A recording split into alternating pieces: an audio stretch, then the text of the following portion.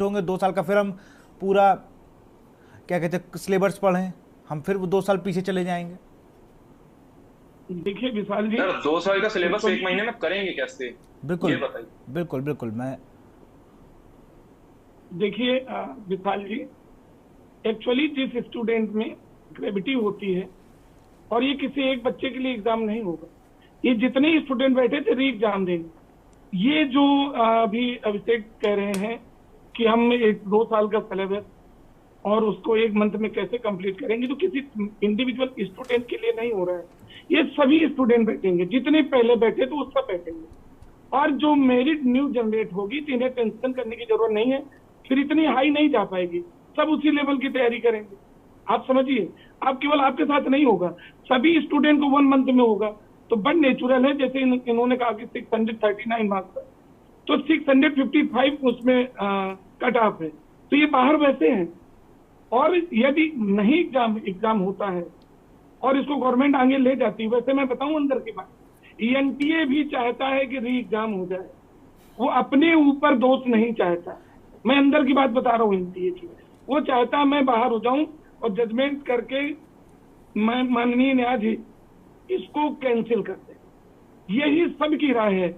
All in all officially statement कोई NTA के नहीं दे सकता है, लेकिन बच्चों को देखते हुए, अब सपोज नहीं एग्जाम हुआ, आप समझ लीजिए, मैं ये कह सकता हूँ दावे के साथ, हिंदुस्तान में जितने भी कोचिंग्स हैं उसमें जितने बच्चे पढ़ रहे थे या जितने अभी पढ़ रहे हैं या जो स्कूल लाइफ में है, सबके सर्वे कराने के बाद आप ये पक्का समझ लीजिए कि 99% स्टूडेंट चाहता री एग्जाम होना चाहिए।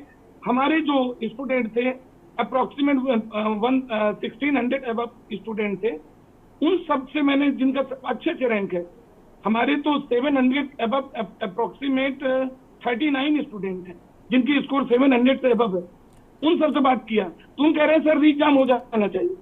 अदरवाइज हम ये फ्यूचर में कहेंगे कि अच्छा उस ईयर का आपने किया था, जिस साल पेपर आउट हुआ था उसी ईयर के आप स्टूडेंट हैं, तो कहते हैं भाई हमें तो तैयार है ही, सबके साथ वही होगा, क्योंकि फिटेस्ट ऑलवेज सर्वाइव, वो कभी गड़बड़ नहीं हो सकता है।